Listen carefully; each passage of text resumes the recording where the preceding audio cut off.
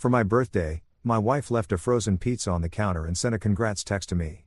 A week earlier, my wife and her friends threw my best friend a backyard bash with fireworks and a drone photographer. When I asked why, my wife shrugged, "You are not really the celebrating type." I didn't reply. I didn't eat. I just grabbed my bag and walked out the door. That night, my wife's texted, "Why is everyone freaking out? My name's Miles Carter, and I need you to understand something right off the bat. I'm not the kind of guy who throws tantrums or makes dramatic exits over stupid stuff. I'm reasonable. I'm level-headed. I'm the guy who remembers to bring the potato salad to the barbecue even though nobody asked me to. And everyone's going to eat the store-bought mac and cheese instead. I'm dependable, the human equivalent of a Honda Civic. Reliable, efficient, and apparently so boring that my own wife forgot I existed on my 34th birthday. Let me paint you a picture of how this absolute masterpiece of a day unfolded. I woke up that morning with the kind of cautious optimism that only a married man on his birthday can muster. Like maybe, just maybe, this year would be different. Maybe Tara would surprise me with breakfast in bed or at least remember to say happy birthday before checking her Instagram feed.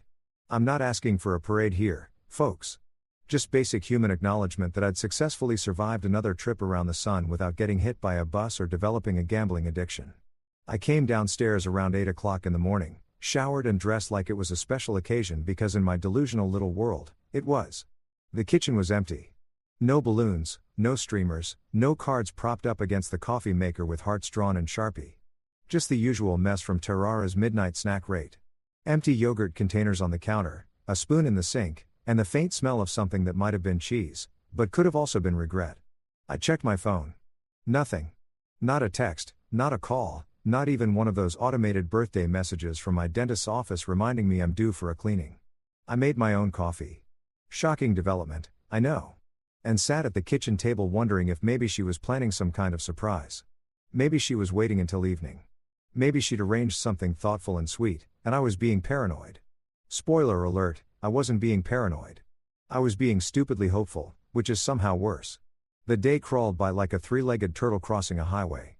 I worked from home, answered emails, sat through a video conference where my boss, Keith, asked me to circle back on a project I'd already finished twice. Around noon, I checked my phone again. Still nothing. By 3 o'clock, I was starting to think maybe I'd imagined my own birthday. Maybe I was having some kind of existential crisis where I'd fabricated the entire concept of celebrating the anniversary of my birth. But no, Facebook confirmed it. 17 notifications from people I barely remembered from high school, all wishing me a blessed day with champagne glass emojis they definitely copy-pasted from last year. At 6:30 in the evening, I heard Tara's car pull into the driveway. My heart did this pathetic little hopeful jump like a golden retriever hearing the word walk. I stayed in the living room pretending to read a book I wasn't actually absorbing, waiting for her to come in with a cake or flowers or literally anything that suggested she knew what day it was.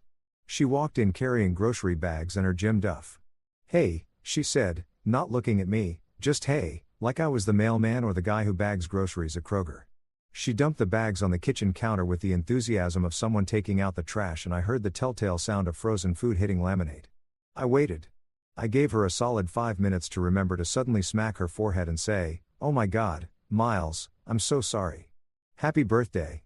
But instead, she just unpacked the groceries, stuck a few things in the fridge, and left one item sitting on the counter. Then she grabbed her phone and disappeared upstairs. Curiosity or maybe masochism got the better of me. I walked into the kitchen and there it was, folks. The piece to resistance, the grand gesture, the culmination of 10 years of marriage, a frozen pizza. Not even a good frozen pizza, mind you. We're talking bottom shelf, cardboard crust, cheese that might be plastic situation. Still sealed in its plastic wrap, not preheated, not even accompanied by a note or a half-hearted, "I'll cook this later." Just sitting there on the counter like an afterthought from a sitcom where the laugh track died of disappointment years ago. I stared at that pizza for a solid minute, waiting for the punchline. Surely this was a joke. Surely she'd come downstairs any second and say, "Gotcha," and pull out the real surprise. But the only thing that came was a text notification on my phone from Tara, who was literally upstairs. "Congrats, Miles." 2 words, 14 characters, including the comma and period. No emojis, no exclamation point, no happy birthday or love you or sorry I'm the worst wife in the continental United States. Just congrats, Miles. Like I'd finished a moderately difficult crossword puzzle or successfully parallel parked on the first try. Here's where the story gets really fun, though. See, I'm not the kind of person who forgets details, especially when those details involve public humiliation and financial waste. Exactly 1 week earlier, 7 days before my frozen pizza extravaganza, Tara had thrown my best friend Jordan the birthday party of the century. I'm talking backyard extravaganza with a capital E. She'd rented a tent, hired a catering company that served fancy sliders and truffle fries, set up a champagne fountain that looked like it cost more than my car, and my personal favorite detail, hired a drone photographer who nearly decapitated Jordan's cousin, Greg, trying to get the perfect aerial shot of everyone singing happy birthday. I'd helped set up for that party. I'd strung lights. I'd moved furniture. I'd made 3 trips to the liquor store because apparently 1 bottle of top-shelf vodka wasn't enough for 15 people. And when it was all over, Tara had beamed with pride, posting approximately 47 photos on Instagram with captions like "celebrating this amazing human and nothing's too good for the people we love." But when I'd asked her casually, carefully, trying not to sound like a needy child, why my birthday couldn't maybe have a fraction of that energy, she'd looked at me like I'd suggested we sacrifice a goat in the living room. "You're not really the celebrating type, Miles," she'd said, already scrolling through her phone. "You've always been more low-key." "Oh, right. My bad. I forgot that I was supposed to earn affection by providing pyrotechnics and nearly killing people with camera equipment. Silly me for thinking that maybe, just maybe, my own wife might give half a damn about the day I was born." That night, standing in my kitchen staring at that frozen pizza while the house settled into its usual evening silence, something inside me just clicked. Not in an angry way, not even in a sad way. It was more like a switch flipping, a decision making itself without much input from my brain. I walked upstairs, pulled my old duffel bag from the closet, and started packing. Toothbrush, clothes for a few days, laptop, charger, the essentials. Tara didn't even look up from her phone when I zipped the bag. "Going somewhere?" she asked, thumbs still flying across the screen. "Yeah," I said. "Somewhere that doesn't smell like freezer burn and broken promises." I walked out of that house without yelling, without slamming doors, without any of the dramatic flourishes you see in movies.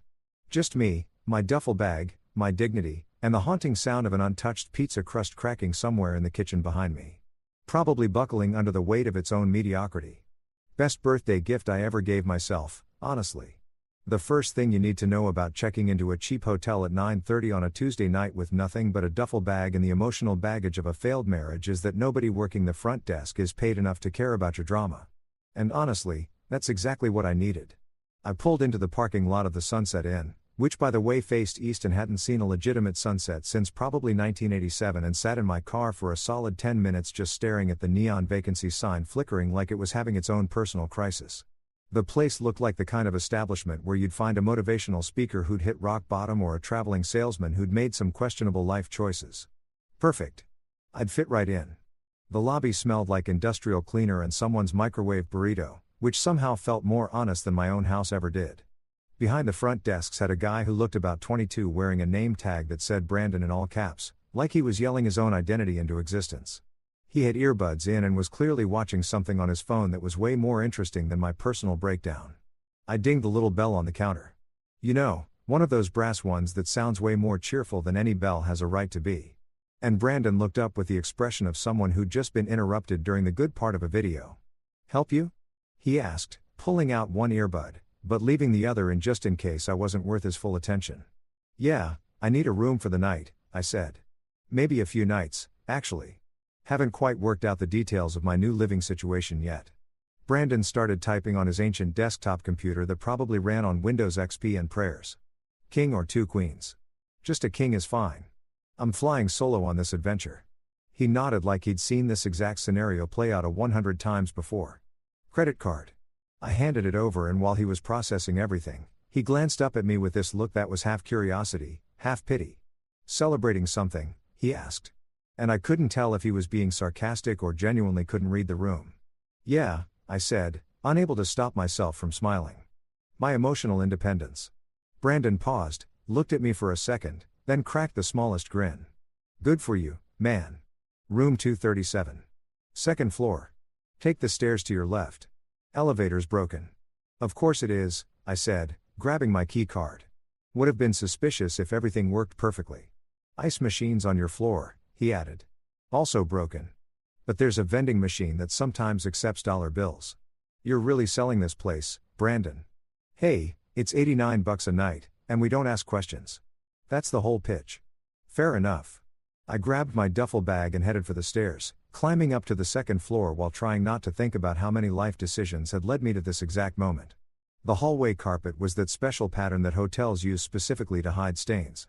You know, the one where it looks like someone threw a kaleidoscope into a blender and then vomited it onto the floor.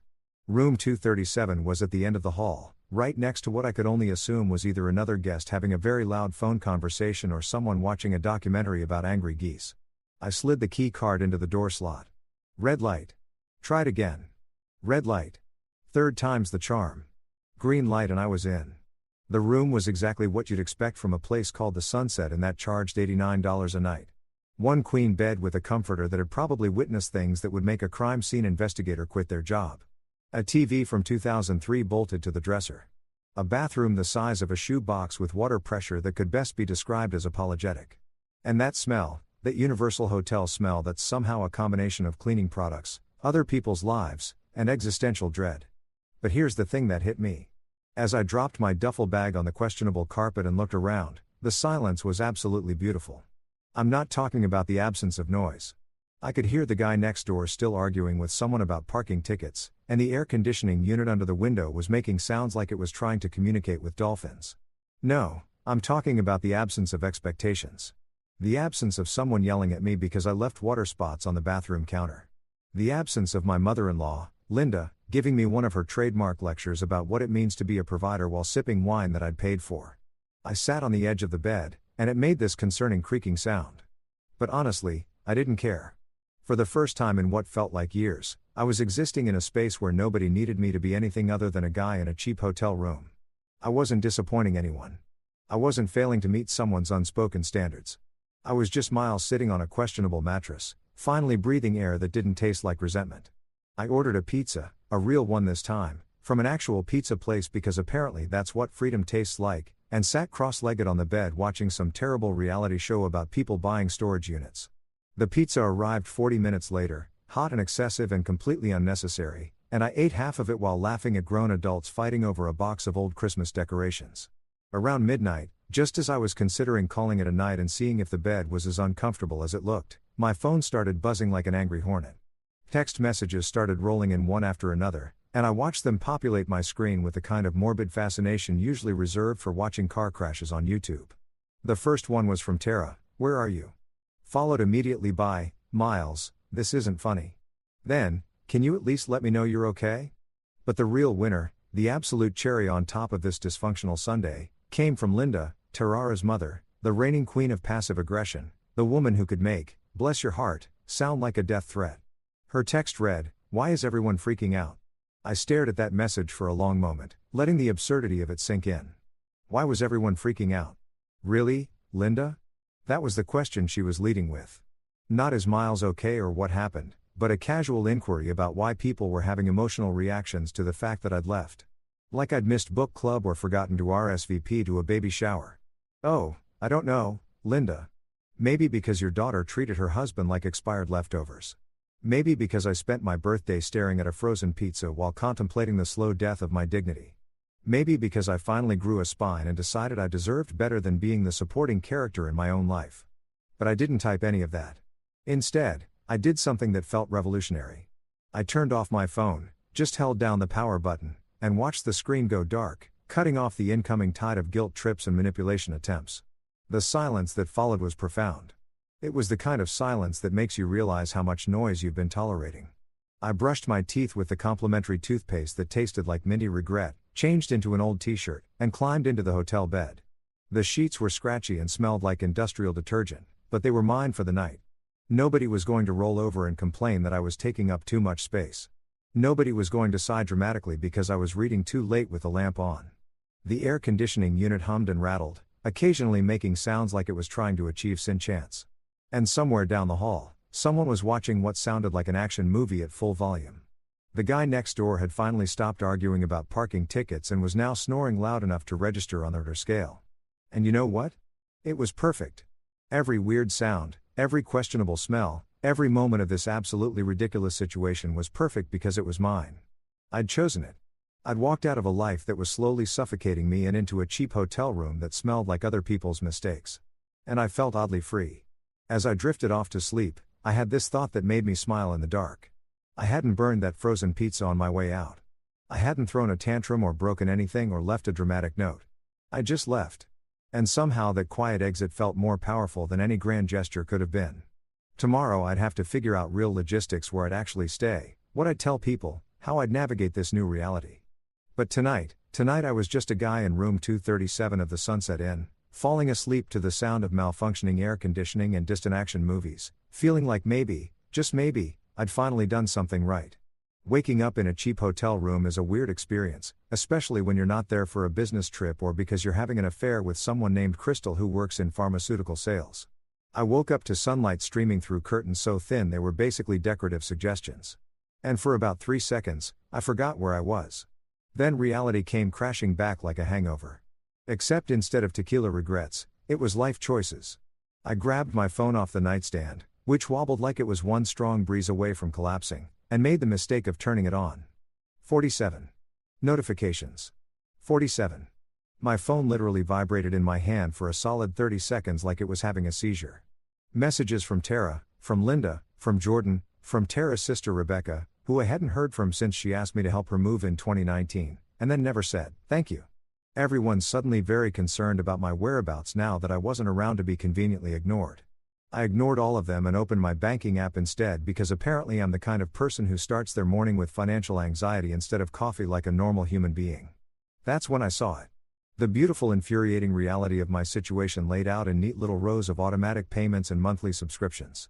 Netflix $15.99 per month.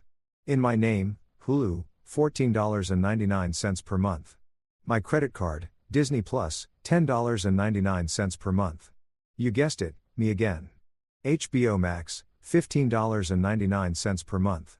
Miles Carter, Party of One, paying for everyone's binge-watching habits. The internet bill $89.99 per month. My account, cell phone plan, the family plan with 4 lines, $180 per month. And here's the kicker. One of those lines was for Jordan, my best friend, who apparently had been on my family plan for 2 years because he was between jobs and I was such a good dude about it. Another line was for Linda, because of course, Tara's mother couldn't possibly pay for her own phone service when she had a son-in-law who was just hemorrhaging money anyway.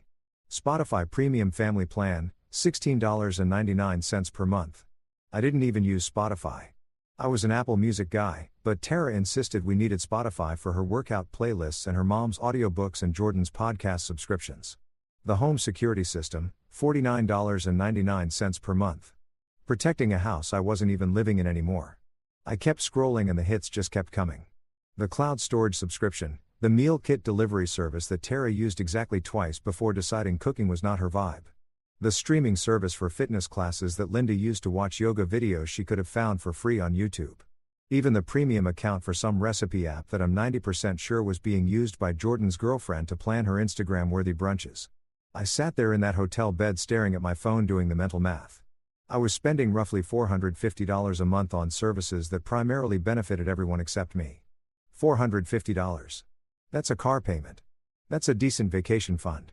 That's a therapy session every week with enough left over for the good coffee. And then, and this is where it gets really beautiful, I realized something that made me laugh out loud in that depressing hotel room. I had all the passwords, every single account, every subscription, every service. They were all in my email, tied to my credit cards, accessible through my phone. I was the gatekeeper to their entire digital existence. And I'd been so busy being the reliable guy that I'd never even thought about what would happen if I just stopped. A plan started forming in my head. And let me tell you, it was the kind of plan that made me feel like a supervillain in the best possible way. Not an evil supervillain, more like a chaotic neutral character who'd finally had enough of being everyone's financial safety net. I wasn't going to cancel everything immediately because that would be rash and impulsive. And despite recent events, I'm still fundamentally a person who thinks things through. No, I was going to give them 3 days, 72 hours, a generous warning period that they wouldn't even know they were getting. In 3 days, I'd start canceling subscriptions one by one, methodically, starting with the least essential and working my way up to the big ones. The streaming services would go first. Goodbye, Netflix, Sonara, HBO Max, then the phone plan. I'd port my number to a new individual plan and let the other 3 lines figure out their own situation. The internet bill would be last because I'm not a complete monster, but it was definitely on the chopping block. I got out of bed, showered in the world's tiniest bathroom with water pressure that felt like someone spitting on me from a distance, and got dressed in yesterday's clothes because I'd packed in a hurry and hadn't really thought about the practicalities of extended hotel living. My reflection in the mirror looked tired, but somehow lighter, like I'd put down a backpack I'd been carrying for so long I'd forgotten it was there. The coffee situation at the Sunset Inn was about what you'd expect from an $89 a night establishment.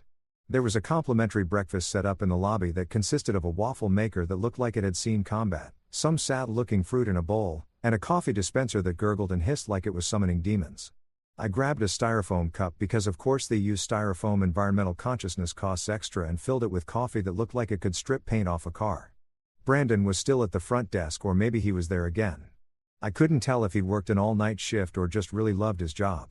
He looked up from his phone and gave me a nod. Survivor of room 237. How do you sleep? Like someone who finally made a decision, I said. That's weirdly specific, but I respect it. I grabbed a handful of those little creamer cups and a packet of sugar that was probably older than Brandon and walked outside to the parking lot. The morning air was crisp and cool, and the sky was that particular shade of blue that makes you think maybe things aren't completely terrible. I leaned against my car, popped the lid off my terrible coffee, and took a sip. It tasted like burnt dreams and questionable life choices, but it was mine, and I wasn't sharing it with anyone. I pulled out my phone, opened the Notes app, and started making a list. Not a grocery list or a to-do list, but a revenge list. Okay, revenge is a strong word. Let's call it an accountability list. An actions have consequences list. Maybe you should have thought about this before you gave me frozen pizza for my birthday list. Day 1 today, research individual phone plans. Look into month-to-month apartment rentals. Call Maya about that job offer. Drink terrible hotel coffee and feel smug about it. Day 2, port phone number to new plan. Change all passwords. Update billing addresses. Forward mail to somewhere that isn't my old house. Day 3. Cancel Netflix. Cancel Hulu. Cancel Disney Plus. Cancel HBO Max. Cancel Spotify. Remove unauthorized users from family phone plan. Sit back and wait for the chaos. Day 4. Cancel internet. Watch the world burn from a safe distance. I stood there in that hotel parking lot, holding my styrofoam cup of coffee that tasted like someone's abandoned hopes, and raised it in a toast to absolutely no one. To new beginnings, I said out loud, not caring if anyone heard me. And to finally not funding adult children disguised as in-laws. A woman getting into her car 3 spots over gave me a weird look, but I didn't care. Let her think I was having a breakdown. Maybe I was. Or maybe I was having a breakthrough. And the two things look remarkably similar from the outside.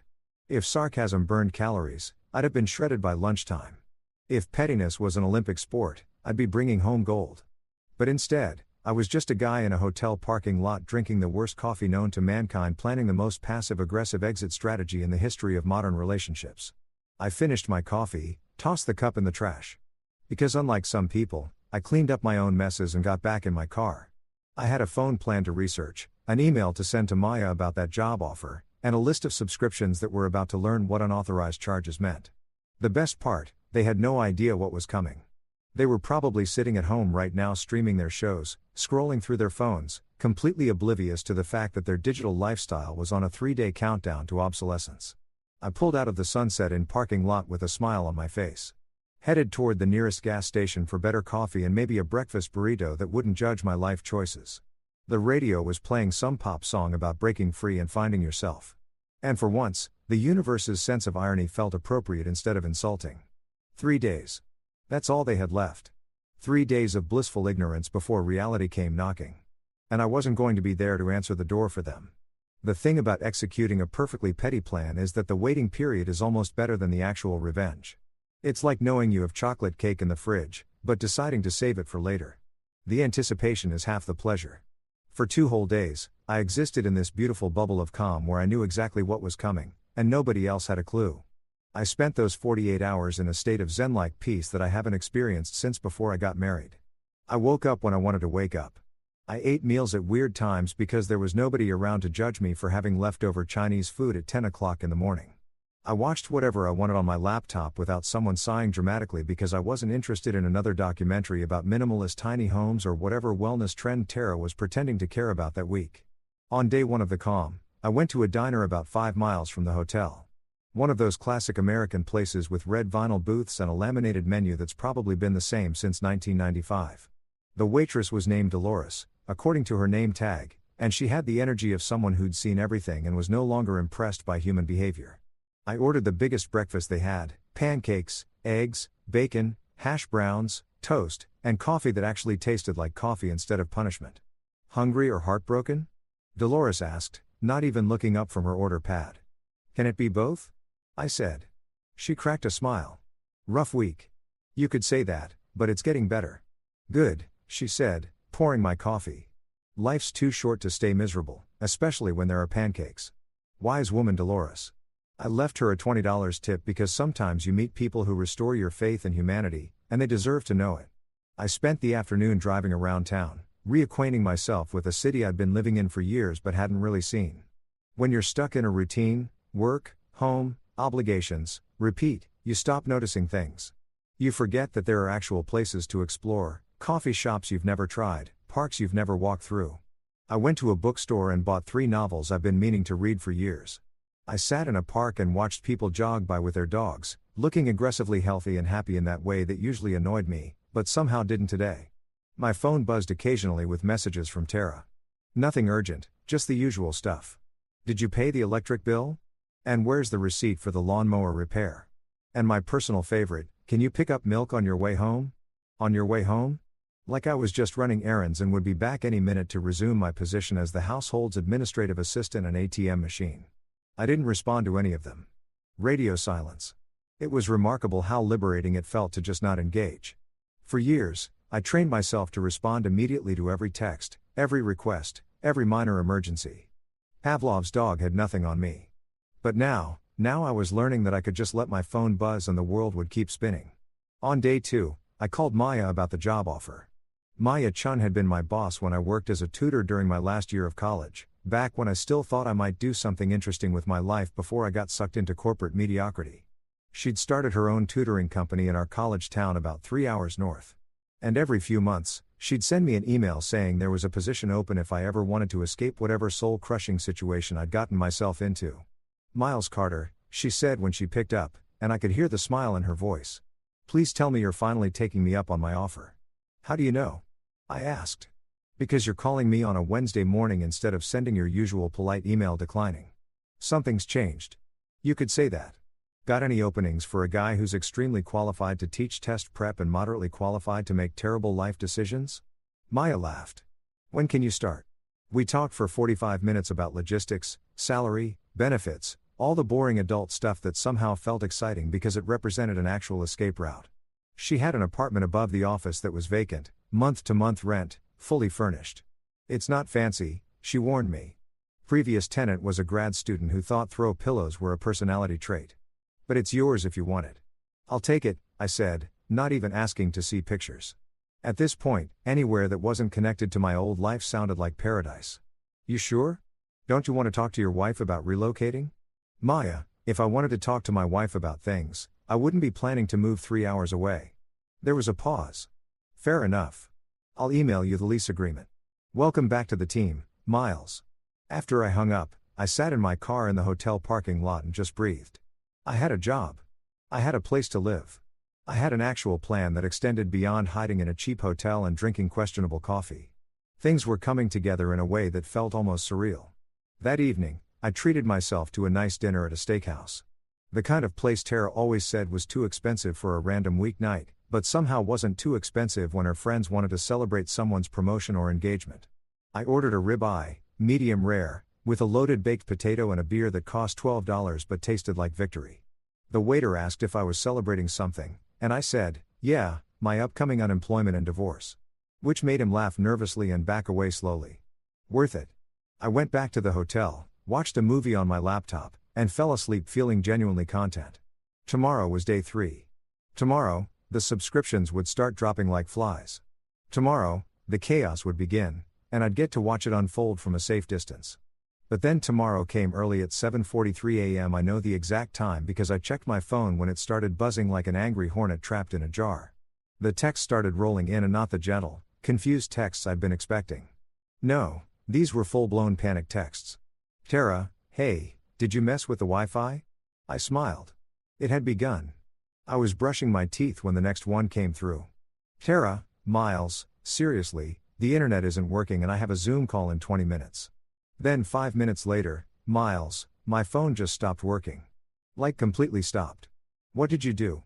I rinsed my mouth, taking my time, enjoying every second of this. Through the bathroom door, I could hear my phone absolutely losing its mind with notifications. By the time I walked back into the room, there were 17 new messages. 17. It was like Christmas morning. If Christmas morning involved watching your entire family realize they've been financially cut off. Tara had progressed from confused to panicked. Miles, my phone's not working. None of our phones are working. What's happening? Linda had entered the chat. Miles, I don't know what's going on, but my phone service is out and so is Tara's. Is there an outage? Jordan, good old Jordan had sent. Dude, my phone line is dead. Did you forget to pay the bill? Did I forget? That's adorable, Jordan.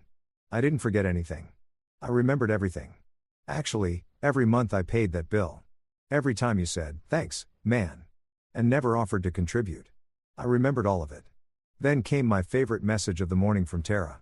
My mom says I should call you. Please don't do anything crazy. I stared at that message for a long moment, savoring it like fine wine. Don't do anything crazy. That was rich coming from the woman who gave me frozen pizza for my birthday and expected me to stick around indefinitely funding everyone's digital lifestyle. Oh, Linda, I thought, if only you knew that my version of crazy was sitting quietly in a hotel room drinking coffee that tasted like burnt dreams and cancelled subscriptions. If only you knew that my grand act of rebellion was simply choosing not to pay for things that didn't benefit me. The horror, the absolute chaos. I typed out my response with the care of someone crafting a masterpiece. No long explanation, no justification, no essay about feelings or boundaries, just one simple emoji. Thumbs up. I hit send and watched the message deliver. One thumbs up, that's all they got. Because nothing, and I mean nothing, terrifies control freaks more than a complete non-reaction. My phone immediately started ringing. Tara, I declined a call. It rang again, declined. Then Linda tried, declined. Then Jordan, Rebecca, even Tarara's dad, Rick, who hadn't called me since he dialed me during Thanksgiving 2022. I turned my phone to silent, set it face down on the nightstand and went to take a shower. Let them spiral. I had a checkout time to meet and a new life to start. There's something weirdly symbolic about packing your entire life into a Honda Accord and driving away from everything you've known for the past decade. It's like being in one of those indie movies where the protagonist has a revelation and just hits the road, except instead of a cool vintage convertible and a carefully curated soundtrack. You've got a car that makes a weird rattling noise above 50 miles per hour and a playlist that keeps shuffling to break up songs like your phone is trying to make a point. I checked out of the Sunset Inn at exactly 11 a.m., which was checkout time, because even in the midst of a life crisis, I'm still the kind of person who follows hotel policies. Brandon was at the desk again. Or still, I honestly couldn't tell anymore, and he gave me a little salute as I turned in my key card. Good luck out there, man, he said. Hope you find whatever you're looking for. Thanks, Brandon. Keep fighting the good fight with that waffle maker. It's a losing battle, but somebody's got to do it. I threw my duffel bag in the trunk, which also contained everything else I'd managed to pack in my hasty escape. A box of books, my laptop, 3 pairs of shoes, enough socks and underwear to last me until I either found a laundromat or gave up on society entirely. And a framed photo of my dog from childhood. Because apparently, even in the middle of a divorce, I'm still sentimental about a golden retriever who died in 2008. The drive north to my college town was supposed to take about 3 hours, but I was in no rush. For the first time in years, I had nowhere I needed to be at any specific time. No meetings, no obligations, no wife texting me a grocery list with 17 items that somehow all needed to be the organic version. Just me, the open road, and the distinct possibility that I was having either a breakthrough or a breakdown. The jury was still out. I merged onto the highway and immediately my phone started ringing through the car's Bluetooth system. Tara's name flashed on the dashboard screen like a warning light. I hit decline and turned off Bluetooth entirely because I was learning that sometimes the best response is no response at all. Let her think I'd driven into a tunnel. Let her think I dropped my phone in a lake. Let her think whatever she wanted. I was done providing explanations for my existence. The radio became my only companion, and it had apparently decided that today was songs about love gone wrong day. Every station I flipped to was playing either a bitter breakup anthem or an overly optimistic song about finding yourself after heartbreak. At one point, I Will Survive came on. The Gloria Gaynor version, not some modern cover, and I cranked it up and sang along like I was auditioning for the world's saddest karaoke competition. A truck driver in the next lane looked over at me, belting out lyrics about changing locks and growing strong. And I just nodded at him like this was completely normal behavior. He gave me a thumbs up. Brotherhood of the road. I guess we've all been there. Fighting our demons at 70 miles per hour while Gloria Gaynor provides the soundtrack. About an hour into the drive, I stopped at a rest area that had the aesthetic of a building that had given up on life sometime in the 90s. The bathroom smelled like broken dreams and industrial cleaner. And the vending machines looked like they might contain either snacks or anthrax. It was hard to tell. I grabbed a coffee from a machine that charged $3 for what tasted like someone's interpretation of what coffee might be and stood outside watching families shuffle between minivans and SUVs. There was this one couple, probably in their 50s, and they moved around each other with this easy familiarity that made me realize I'd never had that with Tara. Every interaction we'd had in the last few years felt like a negotiation or a performance. This couple, though, the guy just handed his wife a napkin without her asking. She adjusted his collar without thinking about it. Small gestures that added up to something real. I wondered if Tara and I had ever had that, or if we'd just been playing house from the beginning, following some script about what marriage was supposed to look like without ever figuring out what we actually wanted it to be. Deep thoughts at a highway rest stop. That's where I was in life now. I got back in my car and kept driving, and the landscape slowly started to change. The sprawling suburbs gave way to smaller towns, then to actual countryside with farms and cows, and the kind of pastoral scenery that makes you understand why people write country songs. The further I got from the city, the lighter I felt, like I was literally driving away from weight I'd been carrying. My phone buzzed in the cup holder, silenced but still visible, and I could see notifications piling up. 53 messages. 53. I laughed out loud in my empty car because what else are you supposed to do when your entire family loses their collective mind because you stop paying for their streaming services? 2.5 hours into the drive, I started seeing familiar landmarks. The billboard for that sketchy fireworks store that was always going out of business, but never actually closed. The exit for the state park where my college friends and I used to go hiking when we were pretending to be outdoorsy. The water tower painted to look like a giant basketball because apparently in the 80s that seemed like a good idea. I took the exit for Millbrook, my old college town, and felt this weird mixture of nostalgia and hope. This place held memories of a version of me that still had potential before it settled into a comfortable life that turned out to be slowly suffocating me. The downtown area hadn't changed much. Same brick buildings, same locally owned shops trying desperately to compete with the strip mall on the highway. Same coffee shop where I'd spent countless hours studying and pretending to understand philosophy. Actually, wait. The coffee shop was different. It used to be called the Daily Grind, but now the sign read June's Brew in cheerful yellow letters with a little sun logo. Cute. Probably new ownership trying to put a personal touch on things. I parked on Main Street, found a spot right in front, which never would have happened in the city, and sat in my car for a moment, watching people walk by. College students with backpacks looking stressed about midterms. Older folks moving at a slower pace, actually making eye contact with each other. A guy walking 3 dogs at once, and somehow making it look easy. This could work. This could actually work. I grabbed my wallet and headed into June's Brew, pushing open the door to the sound of a little bell chiming. An actual bell, not a recording. The place smelled like fresh coffee and baked goods and possibility. It was warm without being stuffy, busy without being crowded, and had that perfect coffee shop ambience that makes you want to stay for 3 hours with a laptop and pretend you're writing the next great American novel. Behind the counter was a woman about my age with dark hair pulled back in a ponytail and an apron that said, "Powered by coffee and sarcasm." She was steaming milk for someone's latte with the focused concentration of a surgeon performing a delicate operation. When she looked up and saw me standing there, she smiled. And here's the thing that got me. It was a real smile. Not a customer service smile. Not a polite but exhausted smile. An actual genuine reaches your eyes kind of smile that made me realize I hadn't seen one of those directed at me in longer than I cared to admit. "Welcome to June's," she said. "What can I get you?" "Are you June?" I asked, already knowing the answer but needing to confirm that yes. Some people actually name their businesses after themselves and that's adorable.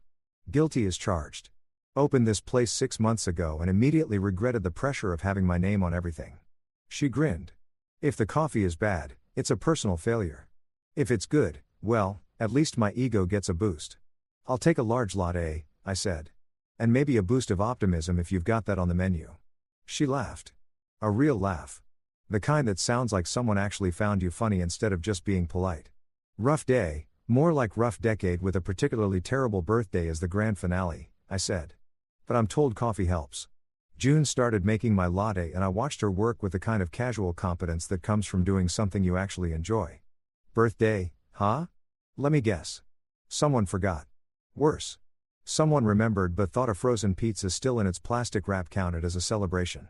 She stopped mid-pour and looked at me with this expression of genuine horror mixed with amusement. You're joking. I wish I was frozen pizza. Not even preheated. Just sitting on the counter like a sad monument to low expectations.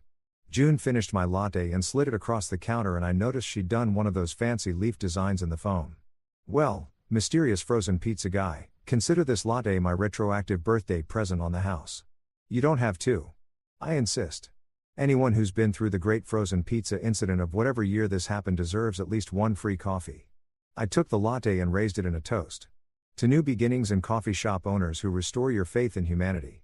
I'll drink to that, she said, raising her own cup. Even though mine's doff because I've already had 4 shots of espresso today, and my heart is staging a rebellion. That laugh. Her laugh was the first genuine sound of joy I'd heard in months. And it felt like maybe, just maybe, I'd made the right decision driving north to start over. Day 3 arrived with all the subtlety of a freight train crashing through a nitroglycerin factory. I woke up in my car.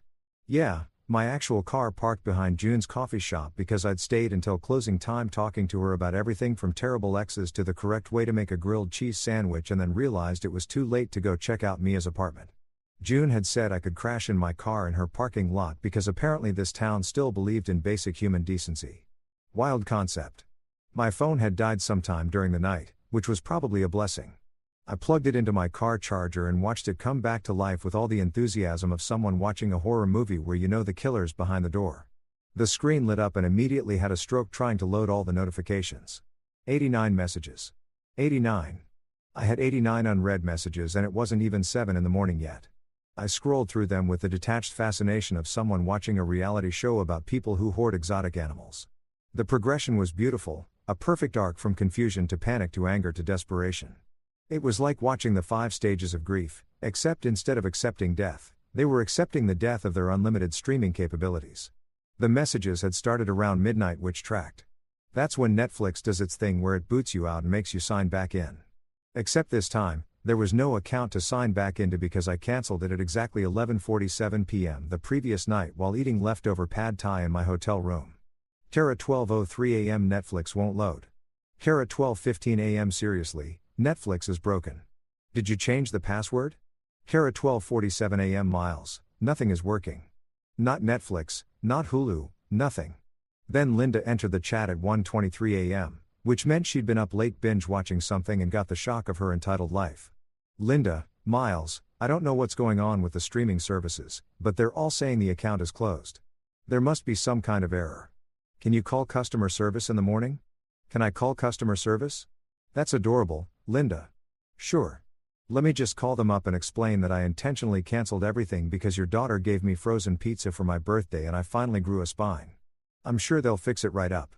The messages continued through the early morning hours. Each one more panicked than the last. It was like watching dominoes fall, except the dominoes were pampered adults realizing they actually had to pay for their own stuff. Jordan, 3:47 a.m. Yo, my phone's completely dead. Like no service at all. What's happening, Rebecca? 4:15 a.m. Miles. Tara called me from a neighbor's phone, crying about the internet being out. What did you do? What did I do? What did I do? I stopped being a human ATM, Rebecca. I stopped funding a lifestyle for people who couldn't even remember my birthday. I stopped setting myself on fire to keep everyone else warm. That's what I did. But my absolute favorite, the crown jewel of this entire message thread came from Rick, Tarara's father, who hadn't spoken to me directly since Christmas 2023 when he cornered me by the eggnog and gave me a 20-minute lecture about providing for family while I stood there wondering if it was socially acceptable to fake a heart attack to escape a conversation. Rick, 6:42 a.m. A real man doesn't abandon his family. I stared at that message for a solid minute, letting it sink in. A real man doesn't abandon his family. This coming from the guy who went on a fishing trip during his daughter's college graduation because he needed to clear his head. This coming from Mr. I'll just put it on Miles's tab at every family dinner. This coming from someone who genuinely believed that masculinity was measured by how much emotional and financial abuse you could tolerate while maintaining a smile. I typed out about 17 different responses in my head, each one more scathing than the last. I wanted to explain to Rick that a real man knows his worth. That a real man doesn't let people treat him like a convenience store that's open 24 hours for their emergencies.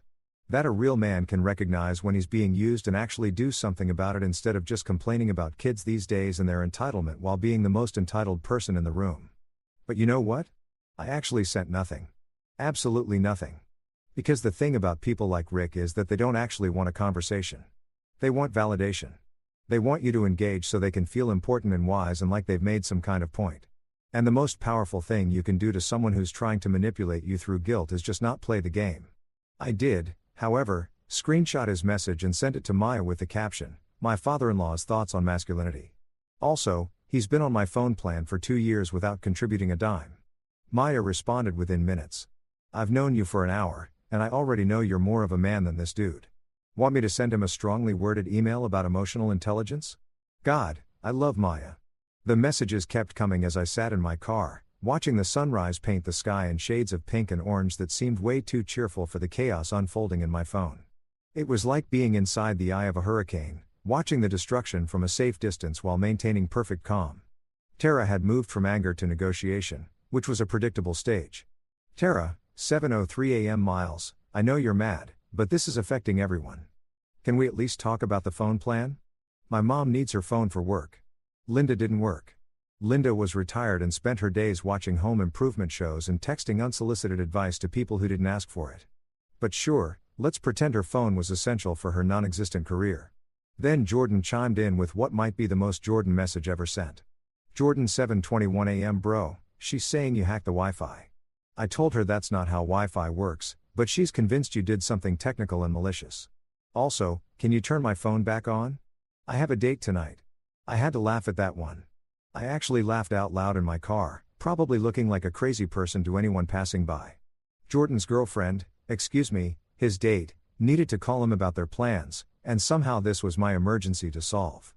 The same Jordan who'd been on my phone plan since 2023 and had literally never once offered to contribute. The same Jordan who got fireworks and champagne fountains for his birthday while I got freezer burn disappointment. "No, Jordan. No, you can't have your phone back. Go buy a prepaid phone at a gas station like the rest of US peasants did before family plans were invented. Experience the joy of limited minutes and paying your own way. Build some character." I scrolled further and found a message from Tarara's work friend, Melissa, who I'd met exactly twice and who apparently felt qualified to weigh in on my personal life. Melissa, 7:44 a.m. Miles, I don't know what's going on between you and Tara, but punishing her like this is really immature. You're acting like a child. Punishing her. That's the word they kept using. Punishing. Like choosing not to pay for someone else's luxuries was some kind of vindictive attack instead of just normal boundaries that functioning adults should have. I wanted to respond to Melissa with a detailed breakdown of exactly how much money I'd spent over the years funding everyone else's comfort while my own needs were treated as optional. I wanted to calculate the exact dollar amount of frozen pizza versus Jordan's birthday party and send her a spreadsheet. I wanted to explain that sometimes punishment is just consequences wearing a different outfit. But again, I didn't respond because Melissa didn't actually matter. Her opinion was worth exactly as much as she'd contributed to my phone bill. Nothing. The final message that made me actually put my phone down and take a deep breath came from Linda at 8:02 a.m. Linda, I raised my daughter to be a good wife. This is breaking her heart. I hope you're proud of yourself. And there it was. The ultimate guilt trip. The nuclear option. The think of how this affects my daughter card. As if I hadn't spent 10 years thinking about exactly that while my own feelings were treated like they were optional features nobody ordered. I looked at that message sitting in my car behind a coffee shop in a town I'd fled to for a fresh start and I realized something profound. I actually was kind of proud of myself. Proud that I'd finally drawn a line. Proud that I'd stopped accepting crumbs and calling it a meal. Proud that when faced with the choice between maintaining peace and maintaining my dignity, I'd chosen myself for once. I turned my phone face down, grabbed my toiletry bag, and headed into June's coffee shop. She was just unlocking the front door, probably wondering why there was some random guy sitting in his car in her parking lot at 8 o'clock in the morning. "Morning," she said, not even looking surprised. "Rough night." "You could say that. Any chance you know where a guy can find a shower and maybe some industrial strength coffee?" She grinned. "Gym's 2 blocks down. They do day passes and the industrial coffee that I can help with right now." "You're a lifesaver, June." "Nah," she said, Flipping the lights on inside the shop. Just someone who recognizes a fellow survivor when she sees one. Saturday morning arrived with the kind of peaceful quiet that makes you think maybe the universe has decided to give you a break. I'd moved into Maya's apartment above the tutoring office 2 days earlier, and I was still in that honeymoon phase with the place where even the creaky floorboards seemed charming instead of annoying. The apartment was exactly as advertised, small, fully furnished by someone who thought throw pillows could solve any decorating problem, and absolutely perfect for a guy who needed to start over with minimal baggage. I'd spent Friday night setting up my laptop, organizing my clothes in the tiny closet, and enjoying the revolutionary concept of living in a space where nobody yelled at me for leaving a coffee mug on the counter. The previous tenant, some grad student named Bethany, according to the passive-aggressive notes she'd left about which light switches controlled which outlets, had left behind approximately 47 decorative pillows, a collection of succulents in various states of death, and a shower curtain with inspirational quotes that I'd immediately replaced with a plain blue one because I didn't need Dream Big staring at me while I shampooed. I woke up around 8, made coffee in the little single-serve maker that looked like it had been purchased during the Obama administration, and was contemplating whether I had the energy to walk to June's shop for a real breakfast when I heard footsteps on the stairs leading up to my apartment. Heavy, determined footsteps, the kind of footsteps that meant someone had driven 3 hours with a mission. Then came the knock. Not a polite hello, is anyone home knock. This was a we need to talk and I'm not leaving until we do knock. The kind of knock that makes your stomach drop even when you've been expecting it. I looked through the peephole, which was so old it made everything look like a fisheye lens from a 90s music video. And there she was, Tara, standing in the hallway of my new apartment building 3 hours away from home at 8:30 on a Saturday morning. And here's the detail that I will remember for the rest of my life. She was wearing an old hoodie that said live, laugh, love in that cursive font that's required by law to appear on at least one item in every suburban home. The irony level was off the charts. The woman who'd given me frozen pizza for my birthday was standing at my door wearing a hoodie about living and laughing and loving, and I had to bite the inside of my cheek to keep from laughing in her face through the door. I took a deep breath, checked my reflection in the mirror by the door to make sure I didn't look as emotionally destroyed as she probably hoped, and opened it. Tara, I said, keeping my voice neutral. How'd you find me? Your boss, Maya, she said, not even bothering with a greeting. I called the tutoring company, told them it was a family emergency. Of course, she did. Classic Tara move. Manipulate the situation, make herself the victim, get what she wants through whatever means necessary. I made a mental note to talk to Maya about establishing some boundaries with my personal information. It's not an emergency, I said. Everything's fine. I'm fine. Are you? She looked past me into the apartment, taking in the throw pillows and dead succulents and the general aesthetic of persons starting over in their mid-30s. This is what you left me for? This place? I didn't leave you for a place, Tara. I left you because you treated me like an appliance that you occasionally remembered to maintain. Her eyes got that shiny look they always got when she was about to deploy tears as a tactical weapon. You're really going to do this over a pizza? And there it was. The reduction of 10 years of slow emotional erosion into one frozen pizza. Like that was the entire problem. Like I'd thrown away a marriage because of a grocery store purchase. No, I said, and I felt this weird calm settle over me. Over 10 years of being the side character in my own life story. The pizza was just the moment I realized I'd been edited out of the narrative entirely. What are you even talking about? She crossed her arms, defensive now. I've always supported you. I've always been there. You threw Jordan a party with fireworks and a champagne fountain. You gave me a frozen pizza still in the wrapper. And when I asked you why, you said I wasn't the celebrating type. I leaned against the doorframe, blocking her view into my new life. But the real issue isn't the pizza, Tara. It's that you genuinely don't see the problem. She wiped at her eyes, smearing mascara that she'd clearly applied in the car. You've always been so dramatic, Miles. Always making everything into some big emotional production. I actually laughed at that. Couldn't help it. The absurdity was too perfect, and you've always been so. I paused, searching for the right word. Undercooked. What does that even mean? It means you're like that pizza half finished. All potential, no follow-through. You talk about love and partnership and building a life together, but when it comes time to actually show up, you're still frozen in the package.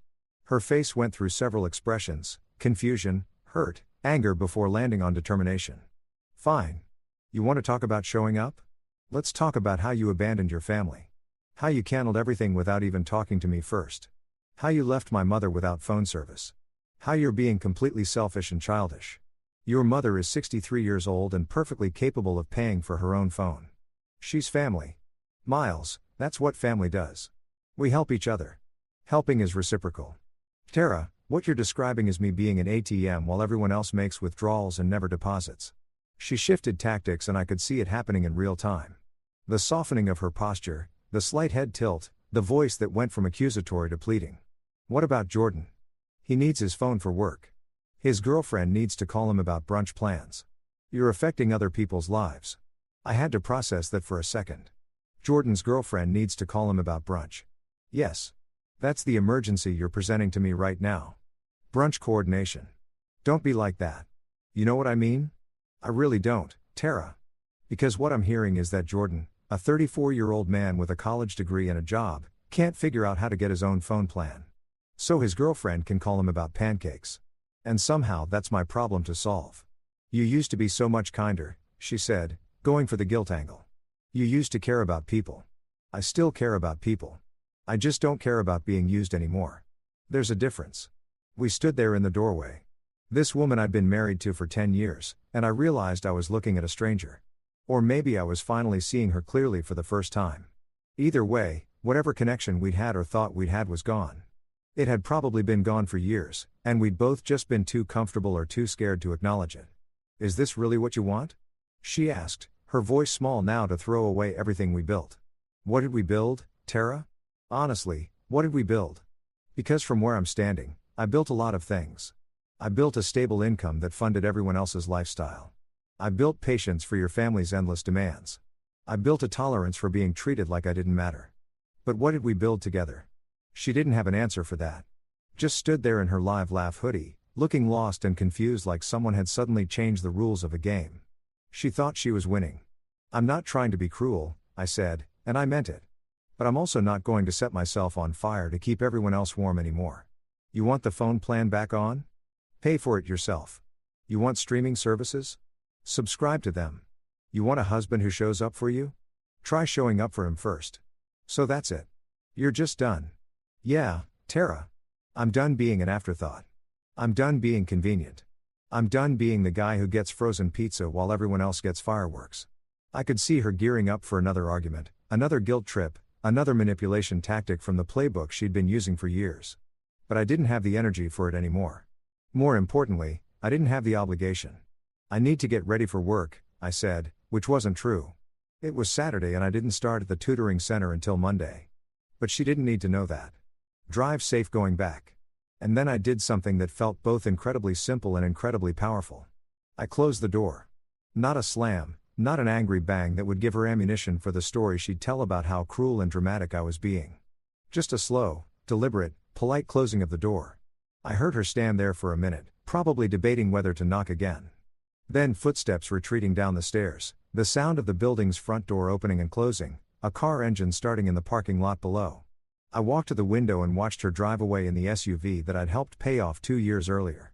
She sat in the driver's seat for a solid 5 minutes before pulling out, probably texting people about what a terrible person I was. Probably calling Linda to report on the failed mission.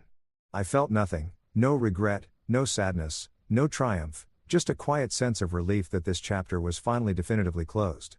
Revenge, but make it classy. I grabbed my keys and headed down to June's coffee shop. I needed a real breakfast and maybe some conversation with someone who actually seemed to enjoy my company. Living in a small town after spending a decade in the suburbs is like switching from a loud rock concert to a library. The silence is so profound you start hearing things you forgot existed, like birds and your own thoughts and the sound of your neighbor Mrs. Patterson walking her corgi past your window every morning at exactly 7:15 while singing what I can only assume are show tunes from the 1960s.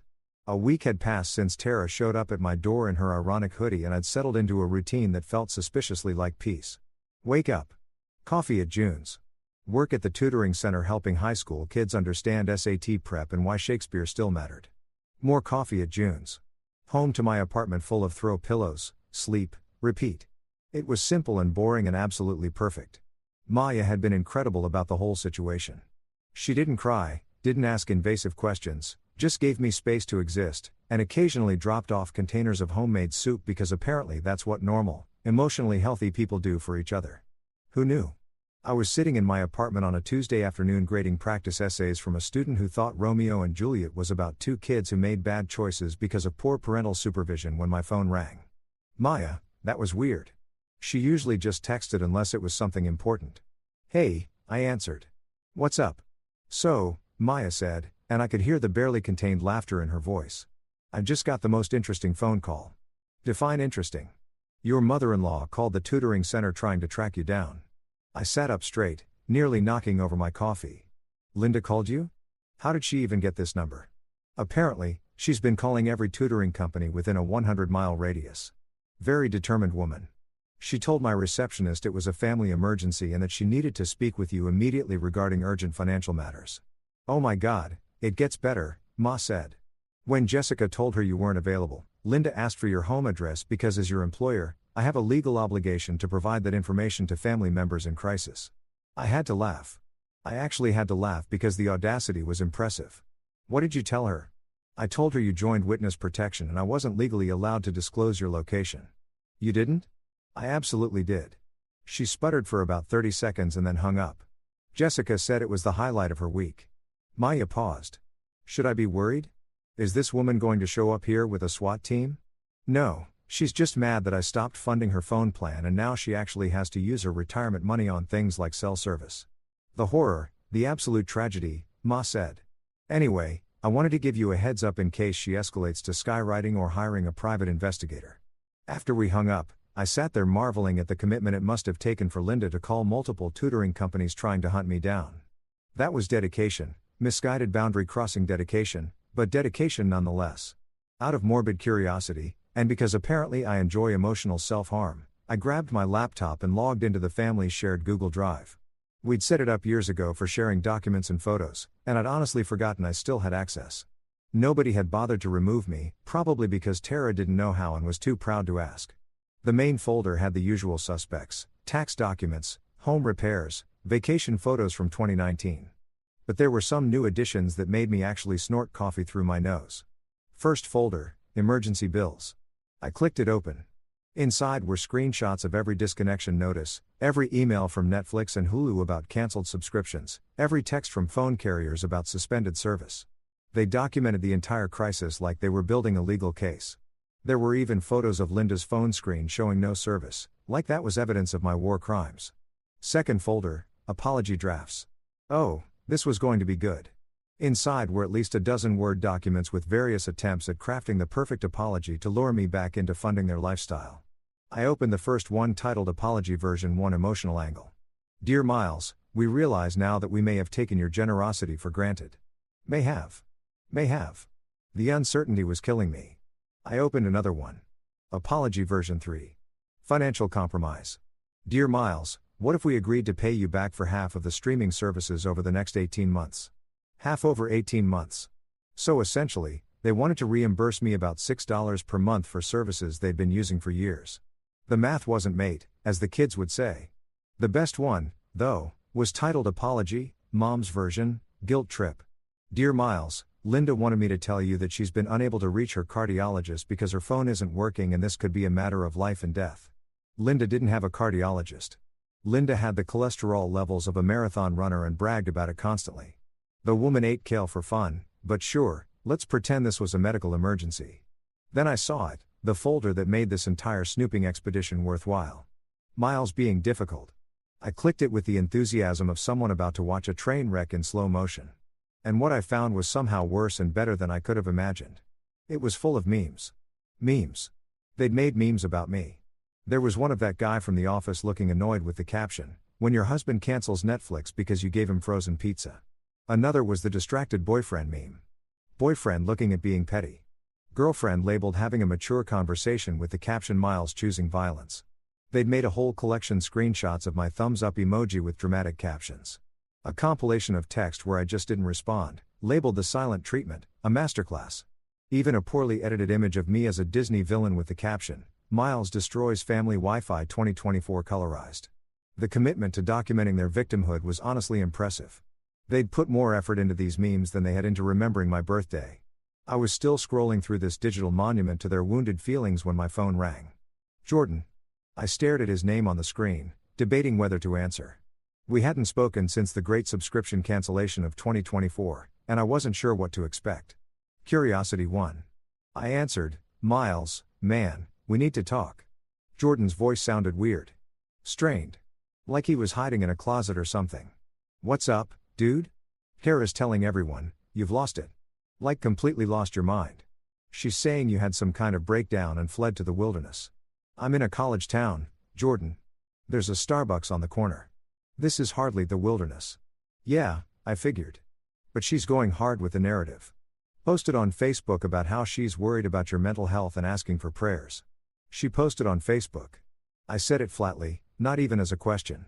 Of course she did. Public sympathy was Tara's favorite currency. It gets worse. Linda's telling people you stole money from them and disappeared. Stole money. I stopped paying for their stuff. That's not theft. That's called having boundaries. There was a pause. And then Jordan said something that absolutely floored me. Bro, between you and me? You're kind of my hero right now. What? His voice dropped to a whisper. I'm serious. Everyone's been texting me asking if you're okay. And I've been telling them, yeah, you're fine. You just finally figured out what the rest of us are too scared to do, which is put yourself first, man. Stand up for yourself. Stop being everyone's ATM and emotional punching bag. He laughed, but it sounded bitter. Sarah, my girlfriend, she asked me why I don't have my own phone plan, and I didn't have a good answer. You know what I realized? I'm 34 years old and I've been on your family plan for 2 years because it was easier than being a grown-up. I didn't know what to say. Jordan Party, Jordan Fireworks, Jordan, the guy who'd never met a responsibility he couldn't avoid, was having an epiphany. I got my own plan yesterday. He continued, paid for 3 months up front, and man, it felt good, like I was finally acting my age. Jordan, I know, let me finish. What Tara did to you is messed up. The pizza thing, the way she treated you like you didn't matter, all of it. And everyone just went along with it because you never complained. You just kept paying and showing up and being the reliable guy. He paused. But you don't have to be that guy anymore. You can just be Miles. Tell her I found it. I said, found what? My mind. Tell her I found it. It was under a pile of unpaid bills and resentment. Silence on the other end. Then Jordan laughed. Really laugh. The kind of genuine sound I hadn't heard from him in years. You're kind of my hero, bro, he whispered again, like he was afraid someone would hear him. I didn't expect that twist. There's something deeply weird about receiving handwritten letters in 2024. It's like getting a telegram or finding a pay phone that actually works. It exists in this space between nostalgic and vaguely threatening. So, when I came home from work on a Thursday afternoon and found a cream-colored envelope propped against my apartment door, my first thought was either someone had died or I was being served with divorce papers disguised as a Pinterest project. The envelope had my name written in Tarara's handwriting, which I recognized immediately because I'd seen it on countless grocery lists and passive-aggressive notes about leaving dishes in the sink. Her handwriting had this specific quality that I can only describe as regret mixed with bad eyeliner. Loopy and dramatic with inconsistent pressure, like she'd written it while crying, or at least trying to look like she was crying. I picked it up, held it for a second, and seriously considered just throwing it away without reading it. That would have been the healthy boundary move, right? Just toss it in the trash and move on with my life. But curiosity is a hell of a drug. And I'm apparently still addicted to bad decisions when it comes to my ex-wife. I made myself a cup of tea, actual tea, not coffee, because this felt like a tea-drinking moment, and sat down on my couch surrounded by Bethy's army of throw pillows. The envelope wasn't sealed properly.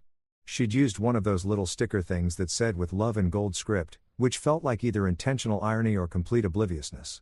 With Tara, it was genuinely 50-50.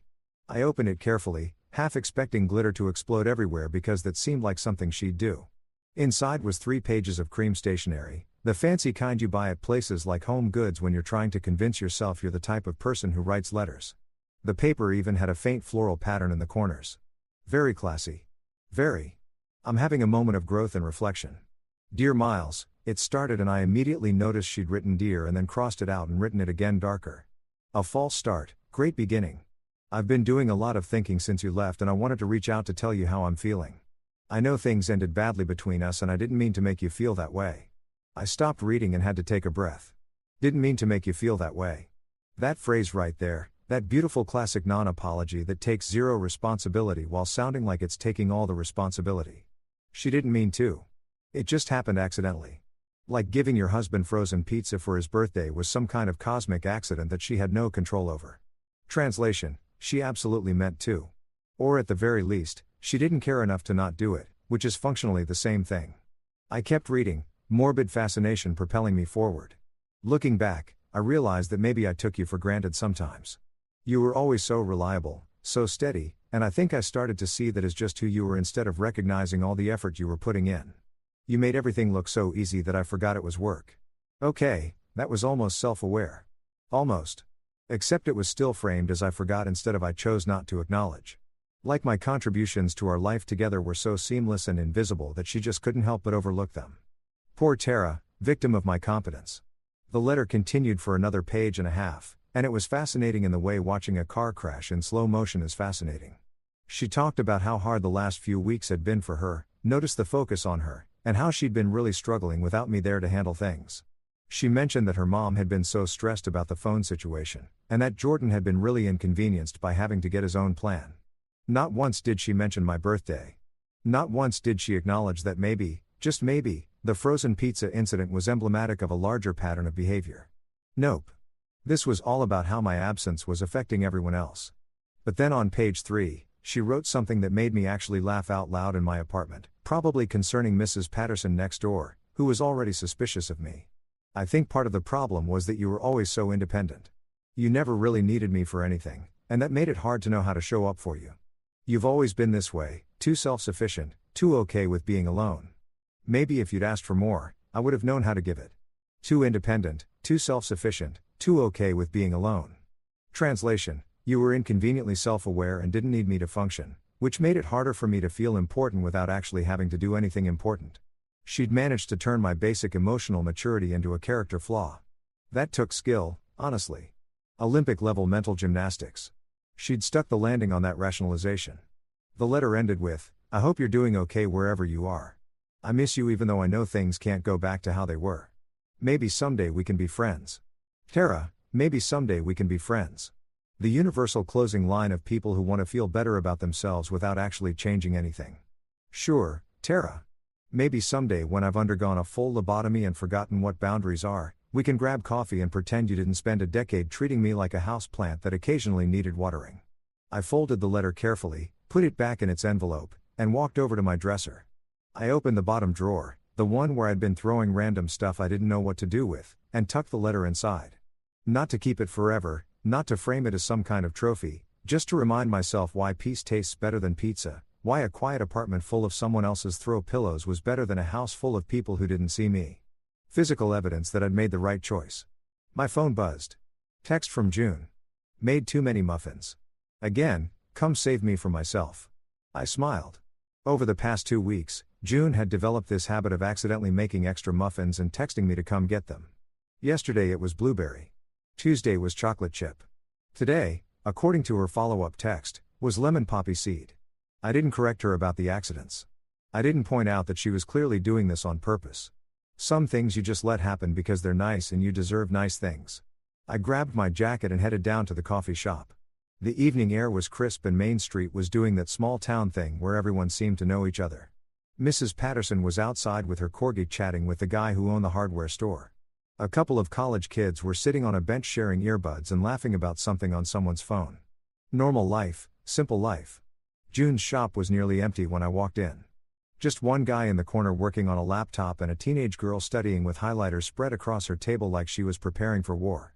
"Your timing is impeccable," June said, pulling a basket of muffins from the back. "These are still warm."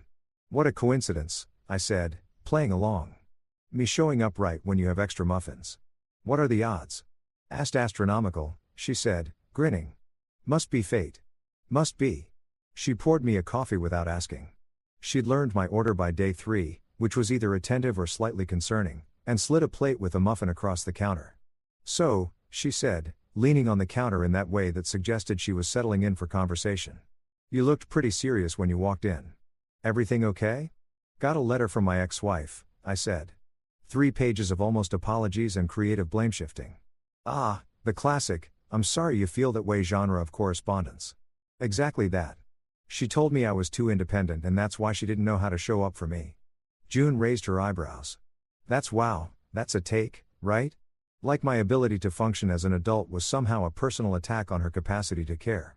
"Did you write back?" "Nope. Filed it away in my drawer of reasons I made good decisions and came here for muffins instead." "Smart man," June said. She grabbed a muffin for herself and took a bite. You know what I did when my ex tried to give me the maybe we can be friends speech? What? I told him, sure, we can be friends the same way I'm friends with my dentist. I'll see him twice a year. It'll be mildly uncomfortable and I'll leave feeling like I need to take better care of myself. I laughed so hard I almost choked on my muffin. That's perfect. He didn't think so. But then again, he also thought leaving me for his CrossFit instructor was a journey of self-discovery. So, his judgment was questionable. We sat there for a while eating muffins and trading stories about terrible exes and bad decisions and the weird freedom that comes from starting over. The teenage girl eventually packed up her highlighters and left. The laptop guy ordered another coffee and settled in for what looked like a long night. You seem different than when you first came in here, June said eventually. Lighter, maybe. I feel lighter, I admitted, like I've been carrying a backpack full of rocks and finally figured out I could just put it down. Good, she said. You deserve to travel light. I finished my muffin, drained my coffee, and stood to leave. Thanks for the accident, muffins. Anytime, she said. Same time tomorrow. I'm thinking banana knot. What a coincidence. That's my favorite fate, she said, smiling. Must be small wins. 6 months later, my 35th birthday rolled around and I woke up to the smell of something actually baking. June had borrowed my apartment key. We've been dating for 3 months, taking it slow, and made me a real cake. No plastic wrap, no frozen crust, just honest-to-God vanilla cake with chocolate frosting. My coworkers at the tutoring center sang off-key during lunch break, and Maya gave me a coffee mug that said, "World's okay, teacher." Perfect. That evening, a small package arrived with no return address. Inside, a framed photo of Tara and me from happier days back when we still smiled like we meant it. The note said, "I didn't know what you were carrying. I do now. I'm sorry." I didn't reply. Didn't throw it away either. Just set it in that drawer with her letter. Artifacts from a life I'd outgrown. Later, June and I sat on my couch eating leftover cake and I raised my glass. Happy birthday, Miles. You finally celebrated you. Somewhere between laughter and buttercream frosting, I realized I wasn't the husband who got frozen pizza anymore. I was the man who learned to leave the oven on for himself.